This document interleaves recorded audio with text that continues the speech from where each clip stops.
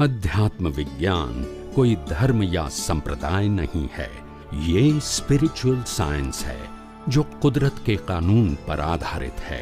ये विज्ञान पूरे ब्रह्मांड के सभी रहस्यों को उजागर करता है और जीवन के सभी पहलुओं को समझने के लिए एक नई दृष्टि देता है। इसी को आर्ट ऑफ विजन कहते हैं, दुनिया को देखने की एक नई दृष्टि, जो अध्यात्म विज्ञानी परम पूज्य स्वामी श्री कमलेशानंद जी के निर्देशन में सनातन सत्य का अनुसंधान कर हमारे जीवन को प्रकाशित करे। जय सच्चिदानंद।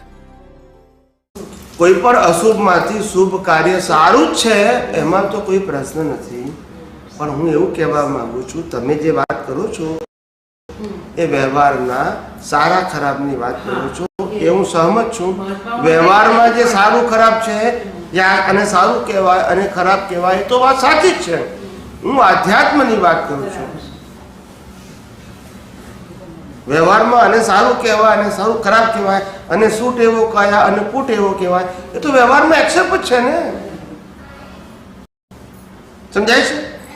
पण ए व्यवहारने आधारे तो आटला अवतारथी आपणे रागद्वेष कर्या, साचुं खोटुं कर्युं, गमतो ना गमतुं कर्युं, समजाय छे।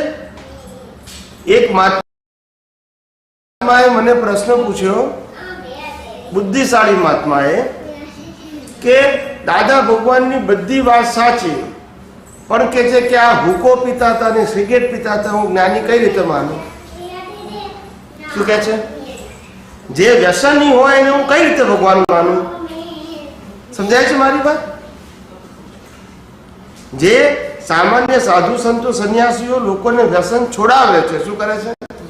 आ पोते व्यसनी हता तो मानु कई रीते भगवान? ना समजाय? हवे आवो अमने जवाब प्रश्न पूछे એટલે અમારી પાસે જવાબ એવો જડબે સલાક હોય ને કે જિંદગીમાં પ્રશ્ન પૂછવાની ખો ભૂલી જાય। મેં કીધું કે તમારે વાંકા ચૂકા પ્રશ્ન પૂછવા એનો વાંધો નથી, મારો જવાબ સીધો હશે। એટલે મને આવો પ્રશ્ન પૂછ્યો એને હિંમત કરીને કે દાદા ભગવાનનું ભગવાન કેમ માનું, આપણું વ્યસન હતું તોય? એટલે મેં જવાબ આપ્યો તરત, રામે રાવણ સાથે યુદ્ધ કર્યું અને લાખો સૈનિકોને મારી નાખ્યા, એમને ભગવાન કહેવાય? યસ કે નો? कृष्ण भगवान ने महाभारत में युद्ध करायु, लाखों लोग मरी गया निर्दोष, यस के नो? तो भगवान कहवाय? आ सिद्धांत पर कहवाय जो हुको पीता हो भगवान ना कहवाय तो आटला बधाने मारी नाखे भगवान कहवाय? What is the logic? ना समजाय। એટલે મારો જવાબ એવો હોય જડબે સલાક જિંદગીમાં ખો ભૂલી જાય પૂછવાનું। આજે નહીં ને કાલે સાચી વાતો સમજવી પડશે કે નહીં? જ્ઞાની ને જ્ઞાનથી ઓળખાય કે વ્યવહારથી ઓળખાય? સમજાય છે કે નહીં? આપણે પ્રોફેસર પાસે જઈએ કે ભાઈ મને આ સાયન્સ ભણાવો કે કોમર્સ ભણાવો કે આર્ટ્સ ભણાવો કે ટેકનિકલ ભણાવો, તો આપણે પ્રોફેસર પાસે જઈએ તો આપણું ફોકસ શું છે કે આ પ્રોફેસર આ સબ્જેક્ટના પ્રોફેસર છે, એ મને ભણાવે છે। હવે આપણે કે તમારી નાત કઈ, તમારી જાત કઈ, તમારે વાઇફ છે કે નહીં, ઇન્ડિયન છે કે અમેરિકન, તમારે છોકરા કેટલા છે, કયા ગામ, આને હું લેવા દેવા છે? ના સમજાય। એ આપણને જે જ્ઞાન લેવા ગયા છે એ જ્ઞાન આપણે છે એ ઇમ્પોર્ટન્ટ છે કે આ બધું ઇમ્પોર્ટન્ટ છે?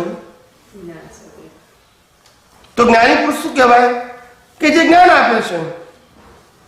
હવે ધોતી જોવો પહેરે છે આપણે જોવાનું કે પેન્ટ શર્ટ પહેરે છે જોવાનું? આપણે આપણો સબ્જેક્ટ શું છે? જ્ઞાન।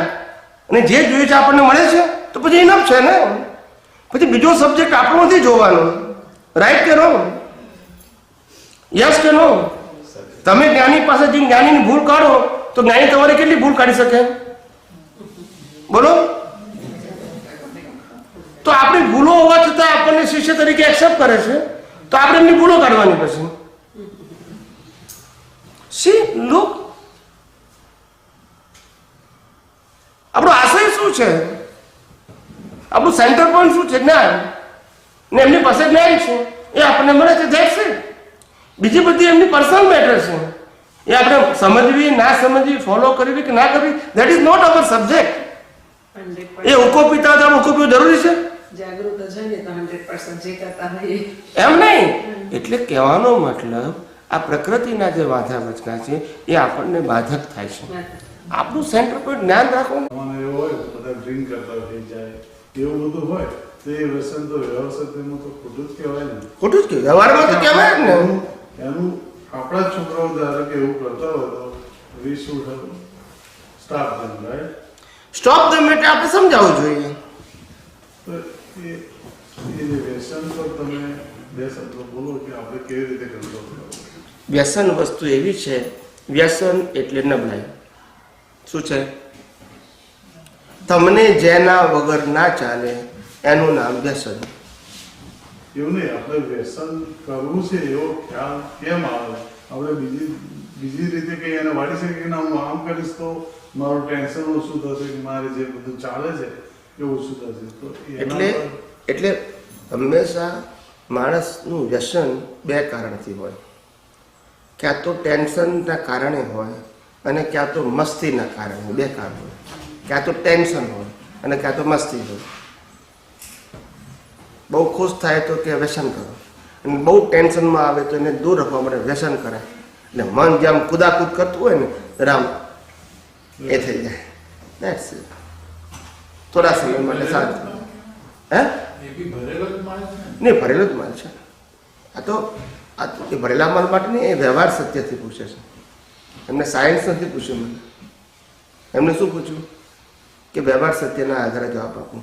સનાતન સત્યના આધારે તો ઉદય કર્મ છે એ તો આપણે કહી દીધું, એમાં તો ફેરફાર થાય નહીં.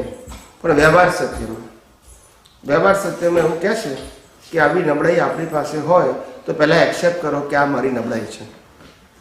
શું એક્સેપ્ટ? કોઈ પણ પ્રકારની મન વચન કાંઈ નબળાઈની સોસાયટીમાં જેને નબળાઈ કહે છે, વીકનેસ કહે છે, એને એ મારી પાસે હોય તો પહેલું મેન્ટલી એક્સેપ્ટ કરો કે આ મારી નબળાઈ છે, આ મારી શક્તિ નથી. નંબર 2, હવે આવી નબળાઈ જ્યારે મારા લાઈફમાં ઉદય કર્મમાં આવે ત્યારે નક્કી કરવું કે ભાઈ આવી પ્રકૃતિ મારી ન હોવી ઘટે. બસ સિગ્નેચર કરવી નહીં કે બધા કરે છે માટે હું કરું એવું કહેવું નહીં. આ વ્યક્તિગત વસ્તુ છે. મારી નબળાઈ કાઢવી છે, મારો વિષય છે, એ જગતનો વિષય નથી. માટે મારે કહેવું જોઈએ કે પહેલી આ નબળાઈ છે એ સ્વીકાર કરો, અને નબળાઈ જ્યારે ઉદયમાં આવે ત્યારે સિગ્નેચર ના કરો કે આવી પ્રકૃતિ મારી ન હોવી. That's it. આ બે વસ્તુની અવેરનેસ તો હોવી જ જોઈએ. ત્રીજું સબસ્ટિટ્યૂટ એ છે કે માણસ પોતાના દુઃખ ભૂલવા માટે અથવા તો ખુશી વ્યક્ત કરવી હોય પોતે, તો એના માટેના ઘણા બધા રસ્તો છે. દુઃખ ભૂલવાના પણ રસ્તા છે.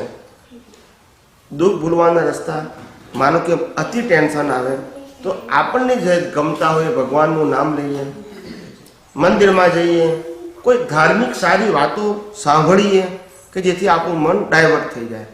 એટલે આપણે બીજો કોઈ આધાર લેવો પડે નહીં. શુભ માર્ગે. ખ્યાલ આવી ગયો?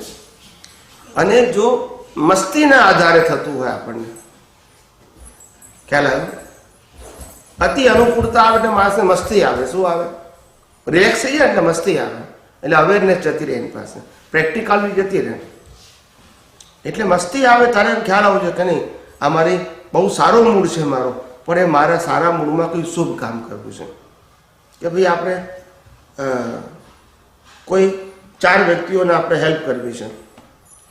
આપણે અહીંયા ઘડી શું કહેવાય, અહીંયા ગરડા ઘરમાં જઈને બધા જ ગયડાઓને મારે એપલ આપી આપવું છે, બનાના આપવા જેવું છે. બસ હેન્ડ ટુ હેન્ડ કોઈ પણ સારું કામ, પણ ડાયરેક્ટ જીવતી વ્યક્તિ માટે કરવું. કોના માટે કરવું?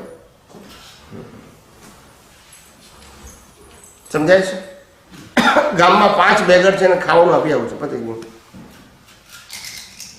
સમજાય છે? કોઈ શુભ કાર્ય કરવું, બસ આપણે મૂડમાં આવી જાય સારું કામ, તો એ કરવું આપણે.